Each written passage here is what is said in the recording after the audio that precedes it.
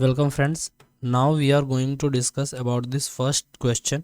This question is very important. In this question is given, देखो इसमें question में जो दिया गया है वो क्या है, आप लोग हिंदी लैंग्वेज हो तो मतलब कि हिंदी मीडियम से हो, सो हम आपको दोनों तरीके से बताएंगे जो भी होता है इसमें।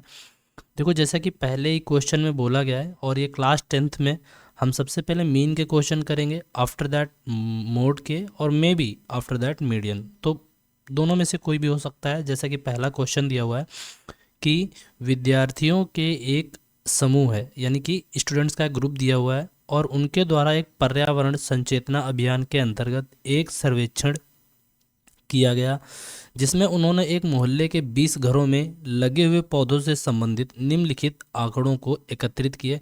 प्रति घर माध्य पौधों की संख्या ज्ञात करनी है। तो देखो आपको इसमें पूछा क्या है कि माध्य ज्ञात करने के लिए आपने किस विधि का प्रयोग किया है और क्यों।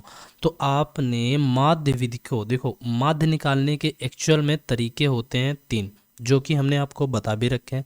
पहला एक तो तरीका होता है एक, जिसको बोलते हैं डायरेक्ट मेथड। क्या बोलते हैं? Direct method. क्या होता है मेथड? डायरेक्ट मेथड, ठीक है। और ये जो है ये एक तरीके का डायरेक्ट मेथड आपके सामने जो हम प्रेजेंट करने वाले हैं, जो कि क्या है, डायरेक्ट मेथड पर यानी कि बेस्ड है, ठीक है। और ऐसे 3 तरीके हमारे होते हैं। पहला होता है तरीका एक डायरेक्ट मेथड, ठीक है। दूसरा होता है तरीका एक इमेजिनरी, या जिसको बोलते हैं जाकर हम काल्पनिक मेथड, जिसको एजम्पशन मेथड भी बोलते हैं। क्या बोलते हैं? एजम्पशन मेथड, ठीक है।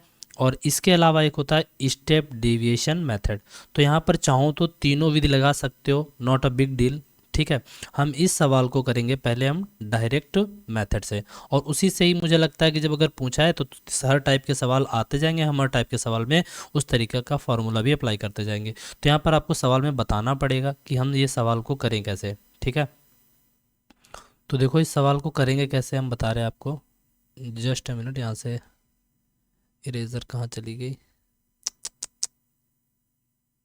Eraser, eraser, shit. अच्छा इधर है, एक सेकेंड, थोड़ा सा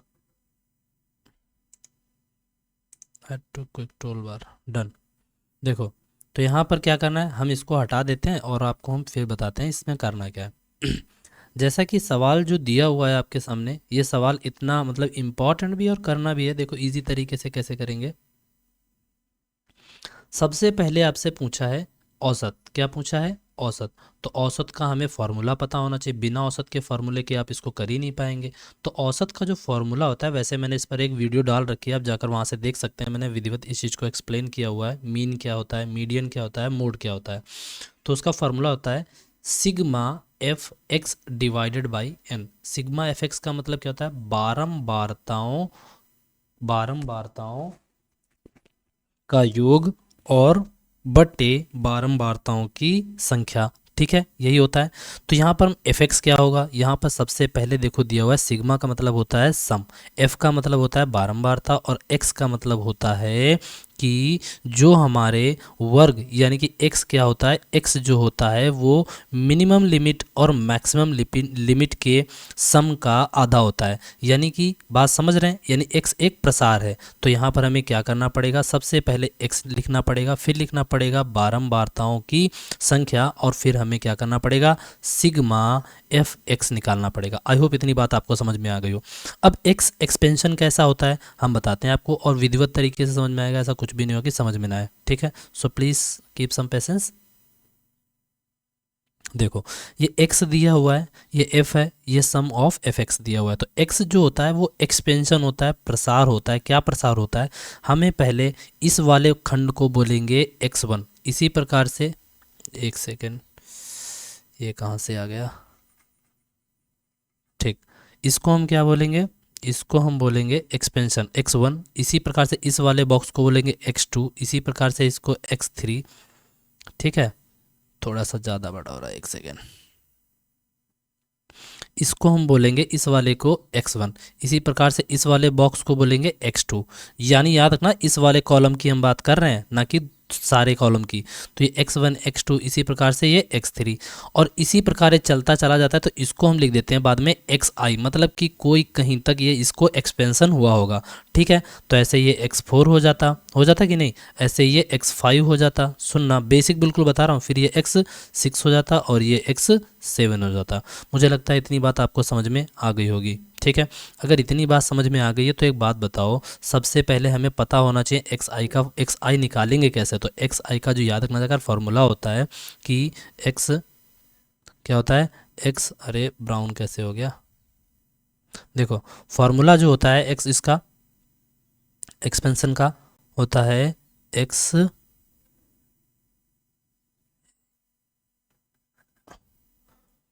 फॉर्मूला जो होता है एक्स बराबर एक्स, यानी कि एक्सपेंशन एक्स आई बराबर क्या होगा, एक्स आई बराबर मिनिमम लिमिट, यानी कि न्यूनतम सीमा क्या होती है, न्यूनतम सीमा, न्यूनतम सीमा। ठीक है, और न्यूनतम सीमा और प्लस अधिकतम सीमा क्या होगा, अधिकतम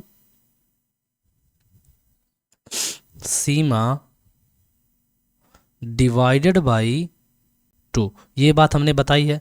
तो न्यूनतम सीमा क्या होगी, ये हमारा पहले आपको देखना पड़ेगा जो ये क्वेश्चन दिया हुआ है सतत पर है या असतत पर है। तो देखो 0 से पहला कॉलम देखा, वर्ग अंतराल देखा, 0 से 2 गया, फिर स्टार्टिंग जो हुई है वो 2 से ही स्टार्टिंग हुई है, देख रहे हो, 2 से फिर 4, फिर 4 फिर आगे लिखा गया, फिर 4 से 6। यानी कि ये क्या है, एक कंटिन्यू नंबर की बात कर रहा है, कंटिन्यू सीरीज की बात करता है, यानी कंटिन्यू इंटरवल, यानी कि ये कैसा है, सतत वर्ग अंतराल है। इतनी बात मुझे लगता है समझ में आ रही होगी। ठीक है, तो फार्मूला न्यूनतम सीमा प्लस अधिकतम सीमा। अब न्यूनतम सीमा है क्या, तो याद रखना जो ये वाली टर्म होती है ना, जो पहले लिखी होती है, इनको हम बोलते हैं न्यूनतम सीमा। क्या बोलते हैं, न्यूनतम सीमा। क्या बोलते हैं, न्यूनतम सीमा। ठीक है, और इसी प्रकार से ये जो इसके बाद वाली टर्म ये वाली लिखी होती है, इनको हम बोलते हैं अधिकतम सीमा। लेकिन कंडीशन ये है कि न्यूनतम सीमा प्लस अधिकतम सीमा, जो कॉलम आप सिलेक्ट करेंगे ना, जैसे ये वाला, तो इसको हमने क्या लिखा है पहले वाले में, x1, क्या लिखा हुआ है, x1। तो यहाँ से हमें पहला x1 अगर निकालना पड़े तो कैसे निकलेगा, x1 निकलेगा 0, न्यूनतम सीमा हो गई, और +2 डिवाइडेड बाई 2। तो क्या हो जाएगा, 2/2, यानी कि योग करेंगे और आ जाएगा 1। कितना आ जाएगा, 1। तो x1 कितना निकल कर आएगा, 1।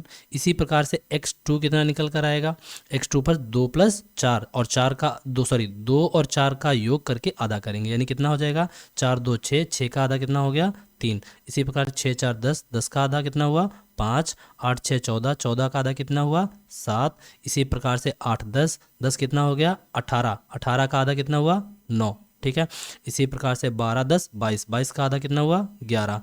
और 12 और 14 26 होता है, 26 का आधा कितना हुआ, 13। इसी प्रकार से एक्स आई हमने निकाल लिया कि नहीं, बताओ, बात समझ में आ गई इतनी।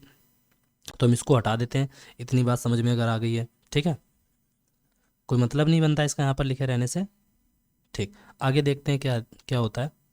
आगे जो बात बोले, अब हमें निकालना है एफ। एफ हमारी बारंबारता होती है, और एफ ये दी हुई है, ये बारंबारताएं दी होती हैं। ठीक है, और ये हमारा एक्स दिया होता है।